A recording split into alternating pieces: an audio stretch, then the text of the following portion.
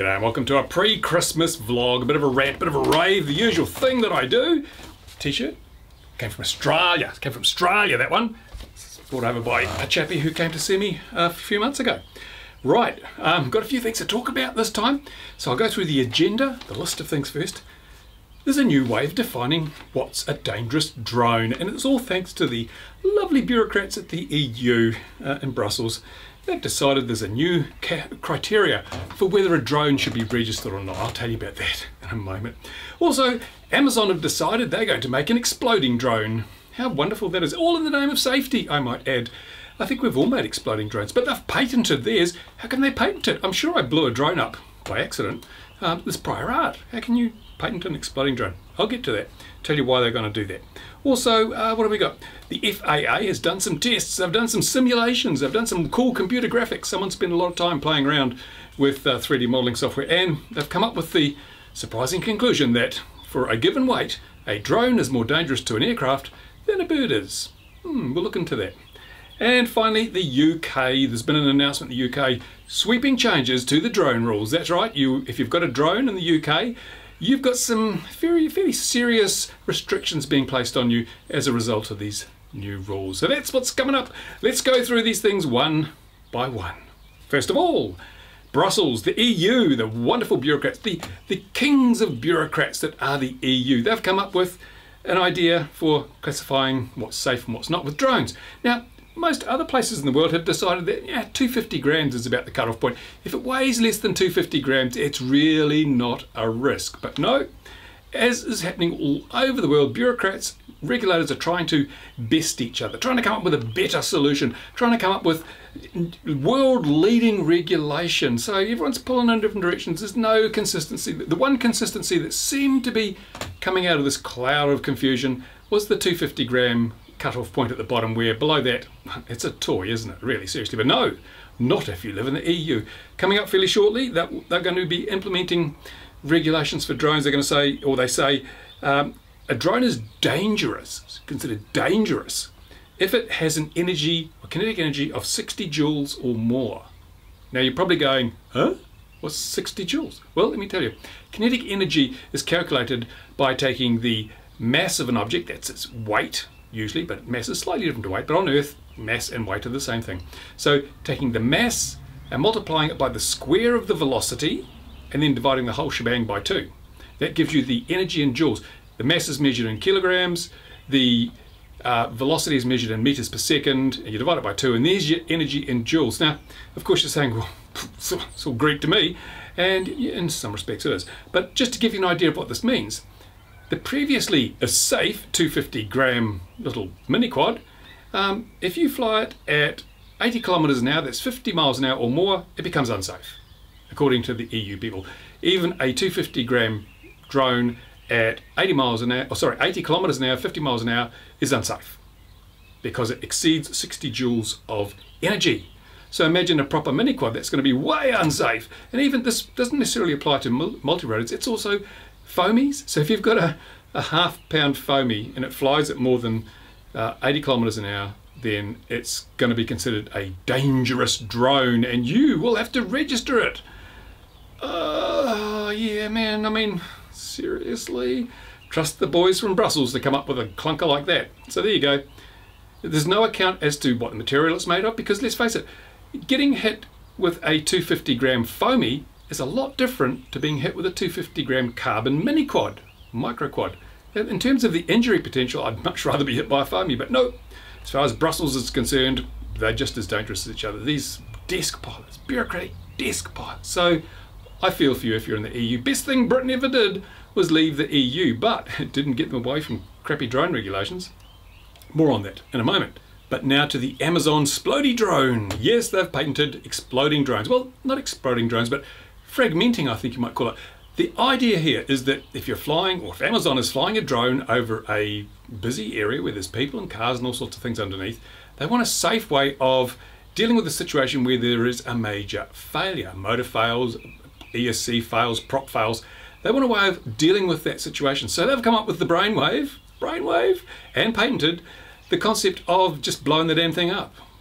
Basically causing the drone to dismantle itself is an interesting phrase, dismantle itself in the air so that instead of getting hit by a 5-kilo drone, you get hit by lots of little pieces. Now that's a great idea if there's one person standing underneath, but if you've got a crowd of people, it means instead of one person getting hit with a 5-kilogram drone, you've got possibly hundreds of people getting hit with a shrapnel from an exploding drone. Well, really, seriously, it's not a starter. I mean, ballistic shoots, all sorts of other things, exploding drones, I don't think so, because how are you going to jettison all those parts? How are you going to disassemble it with such speed? Well, the space program uses explosive bolts. When they wanted something to, like, stages to separate these exploding bolts. And I can't for the life of me see how it makes sense and how it's safe to fly drones around with explosives on them. Really, seriously, I mean, no. LiPos are bad enough. We don't want drones with built-in explosives that are designed to fly apart when something goes wrong. I don't think that's a starter. I'm sorry, but no, Amazon, go back to the drawing board on that one. Right, what else? Oh, in the USA, the FAA, the Federal Aviation Administration, they've done some clever computer modeling. And of course, computer modeling is like statistics. You can make it prove whatever you like. But they've done some computer modeling, cool graphics showing Phantom 4s and Phantom 3s crashing into the tail structure of aircraft and causing damage. And also they've got like a fixed wing model flying into a turbofan engine, into the fan part, and it breaks blades and obviously gets chopped up. And they're saying that, weight for weight, drones cause more damage than birds. Well, I'm not going to disagree with them. I mean, it makes sense, because birds have relatively, apart from the fact they've got a lot of water which tends to act like concrete when you hit it at speed, the bones are relatively lightweight and relatively weak. And so when you compare that to, say, a brushless motor or a big fat lipo, then sure, I can see how a drone would cause more damage than a bird. But we've got to look at this in reality and context. There are now more drones flown than ever. And there's only really been one evidenced instance of a drone and a manned aircraft colliding. That was the military helicopter over in New York. It didn't really cause much damage. No one was injured, no one was killed. It put some dings in the rotor blades and in one of the doors of the cabin. So, yeah. But in America, every year, there's $400 million worth of damage caused by bird strikes. So, a single drone of a given weight may cause more damage than a single bird of the same weight. But there are so many more birds, and there are so many more bird strikes than drone strikes, that this little gem of information, useful as it might be, doesn't really change anything, does it? Ask the captain of the airliner that had to ditch in the Hudson River whether he thinks drones are more dangerous than birds, and I think you'll find out just how trivial this piece of information is. And finally, to the UK rule changes. Yes, they're changing the rules in the UK. Until now, you guys in the UK have had it pretty damn easy. You've had no height restrictions, you've had a sort of just a common sense approach to flying near airports, and there's been no registration. It's all changing, I'm sorry, but no. I was on a webcast this week, the sUASNews webcast, which is it's kind of a panel discussion where informed people in the industry and the hobby talk about what's happening, and we brought up this issue of the UK regulations. A guy called Craig, who's is a pretty switched on guy, he's a safety consultant type guy in the UK, and his comment was, well, the British government has to be seen to be doing something about the drone problem. And I kind of disagreed. I said, no, they have to be seen to be doing something effective. And I don't think some of the things that the UK is going to bring in are really going to be effective. The first thing is registration. Seriously. Now, registration, what purpose does it serve? It doesn't prevent people doing bad things. It really doesn't. Look at America. Look at America. USA had drone registration for almost a year. And during that time, someone flew an Inspire, I think it was, into the Space Needle in Seattle. Other people flew Phantom 4s over sports stadiums. And there were numerous sightings of drones at airports. So despite being registered, people still did bad things. Registration in itself does not stop bad things happening. But you might say, but let's just track down the offenders. Well, I don't know of a single instance when that actually worked with the US system. And seriously, do you honestly think that someone is going to use a drone registered in their own name if they intend committing a crime? In fact, if you think about it, one of the things that the UK government seems to be making an issue of is there's been a couple of 3 instances in the UK where drones have been used to try and drop contraband into prisons, drugs and cell phones and stuff. And the UK is saying, oh, registration will fix that. They won't dare use drones to drop stuff into prisons if we make them register their drones. And my response is, nobody's going to use a drone registered in their own name to do that. That even criminals aren't that stupid. They're going to go out and steal a drone, just as you steal a car to do a bank job. You don't use your own car, you steal one. So they're going to steal a drone if they're going to want to drop drugs into a prison. Of course, the big question is now, how do they find out who's got drones and where to get them from? Hey, here's an idea. Just hack the registry of drone owners. All the drone owners will be registered. You can go hack that database. There's a big shopping list for you would-be criminals to go and pick up your favourite drone and use it to drop drugs into prisons. You can see how flawed the registration system really is. There's a lot of holes in it that's not really thought through. I don't think it delivers on the promises that is made for it. Now, the other thing, if we're looking at, which is really good, is that they want to introduce some kind of not certification, but basically a simple test, a simple exam where you have to answer a number of questions to prove that you know the regulations. Because so many people break the rules because they don't know them. It's ignorance far outweighs arrogance or contempt when it comes to rule breaking in the drone area. People just don't know what the rules are. And so by making people sit a little test, like the road code test you had to sit to get your driver's license, it means people can no longer say, oh, I didn't know that I wasn't supposed to land my drone on the main runway at Gatwick. That's good, sensible stuff. It doesn't require registration to do that. It just requires a little test. So, I don't know. But then there's a whole lot more. You've got your registration, you've got to sit a little test. There will be some no-fly zones. Because what's happening at the moment, I think in the UK, you are not supposed to fly near airports. But there's no fixed sort of minimum distance to an airport. It's like, it's just, they say basically just keep away from airports. So what's keeping away? Is it 1 mile? Is it 10 miles? Is it 100 miles? I don't know. But what they're going to do is introduce some formal boundaries for that sort of thing. And hopefully they do it with flexibility like they've done in Australia.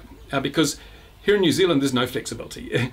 Our local, virtually unused little airfield has the same exclusion zone as Auckland International Airfield. There's no risk-based apportionment of distance. So hopefully the UK can follow Australia's lead rather than New Zealand's lead on that one.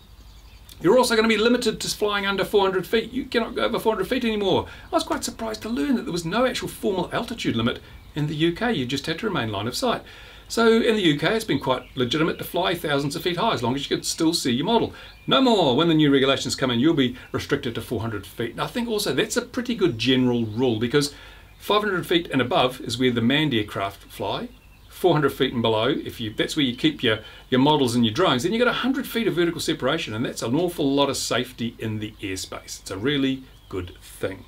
Right, the other thing that will happen is the police will have increased powers to seize your drone. If they think you've done something naughty, or you're going to do something naughty, they can take your drone off you, take it away. And I guess you'll have to go through a long-winded process to try and get it back. So the police have been given these preemptive powers to just walk in and take your drone. And that can be good, or it can be bad, depending on how the police behave. Police don't always behave properly. Mostly they do. Most policemen are upright, really good people. Some of them are just asses, and if you get one of those, well, this could be a bit of a problem for you. And finally, well, not finally, but the last thing I'm going to talk about is you're going to have a smartphone. Yeah, I don't have a smartphone. I have an old bar phone. Look at this. Here we go. Here's my phone. I think we've seen it before on this channel. It's just got a keypad and a little tiny screen. Can I make it go? See? I don't know if you can see it. But it doesn't have internet. All it can do is send and receive phone calls and SMSs. That's all it does. But if I was in the UK, I'd have to buy myself a damn smartphone and get a plan that had data on it and things. Because under the new proposed regulations, you're going to have an app with you. And before you fly anywhere, you're going to have to use this app to verify that it is safe and legal to fly at your current position. And that has pros and cons too. Certainly it's good that it means that people won't accidentally fly in no-fly areas like near airports and so forth. That's great. But one of the things that's been suggested is that this app will also log your use. So it'll say, well, you were flying at this location at this time because you checked it out on your smartphone app. And that's also can be good because if, say, for example, you were out in the country somewhere and there was a major road traffic accident and the rescue helicopter had to come and airlift people out. Now, if you'd been on your little smartphone and you'd said, I want to fly here, and it said, okay, away you go, then when the coordinating teams called in the helicopter, they could say, we've just checked on the system and it says there are 4 drones flying at this location, so please give it a wide berth. Hey, that's great for safety, isn't it? It's fantastic. And thumbs up for that. That would be really good. But this is the other problem. Let's say you're flying at the local park, and you've logged it on your little app, and so everyone knows you're flying at the local park, and unbeknownst to you, someone else is flying there and they do something bad and they haven't used their app. And so the police come along, and you're the only one that's supposedly flying here, and someone's done something bad. You're going to have to prove it wasn't you, aren't you? So it's a double-sided sword. Yeah, I'm not so sure about this one, but how do they? They'll have to deal with stuff like this. They'll have to build in protection for that sort of thing. And then there's something that's really, really rather concerning. And I mentioned Amazon before. Amazon is going to be a big player in the drone market. They're talking drone delivery. When it comes to drone deliveries, they are just small fry. The biggest drone delivery operator in the world is the US military. They deliver munitions to Afghanistan every day by drone, and with a stunning success rate. So Amazon's going to try and catch up there with their splodey drones, I suppose. But what's going to happen is Amazon want to be able to deliver packages from their warehouse to the customer using drones. Okay, sounds great, doesn't it? So what's going to happen here is they need to have access to that airspace from 0 to 400 feet to do this.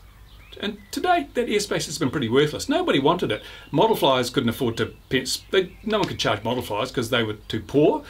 And full-size aviators, well, they didn't go down that low. They weren't allowed to go down that low except when taking off or landing or operating in a designated low-flying area. So that was a worthless piece of airspace. But now with drones, especially commercial drones for deliveries and so forth, it's going to become a very valuable piece of airspace. And with your smartphone, your little app, I'm just speculating here, but I could see this happening. Call me old and cynical. Go on. Well, you didn't have to, but if you did, well, here we go. I'll tell you why. Because as it works at the moment, or as it's planned to work, you have your smartphone, you say, can I fly here? It says yes. And then sooner or later it's going to say yes, and it's going to log that you're flying there. And then a little bit later on it's going to say, yes, we will debit your credit card £1. What? What? Yes, that's right, it'll be pay to fly. It'll be pay to fly because companies like Amazon will want to have access to this airspace. So it'll be considered a commercial asset. It'll be considered a monetizable asset. You know, the government will want to tax it because you're going to use it. And as you know, if you're using something that's public, the government generally wants a share of wants some money out of it. And also, this registration database and this tracking database telling who's flying here and when, it all costs money to run. And who's going to pay for it? You are going to pay for it because that's where the money comes from people. Governments don't have money, they only take money off the public and use it by way of tax or levy or fees. So they're probably going to say, well, now to use this app, it's going to cost you 50p a time or something every time you log the fact that you're flying somewhere. Okay? So now this app's starting to cost you money. But then one day you'll go down to the local park and where you've been flying happily and safely for months and months, and you'll go, I want to fly, and the app will go, sorry, you can't fly here, this is an Amazon delivery zone. What? Yep, that's right. Amazon, instead of paying 50p, whatever, a day, they will be paying millions of dollars a year to own that piece of airspace. The governments will go, oh yes, please, and as part of that, they'll say, well, we can't have pesky model aircraft and recreational drone flyers using this airspace, they'll get in our way. For safety purposes, we need exclusive access. So the government will sell them exclusive access. And when you go to try and fly your drone down the park, you'll be told, no, bugger off, this is Amazon's airspace. And okay, you may think, oh, you're dreaming. But I honestly, bookmark this video and come back in 2 years' time and tell me what you think then. I really think this is part of a move to a pay-to-fly situation. So who knows?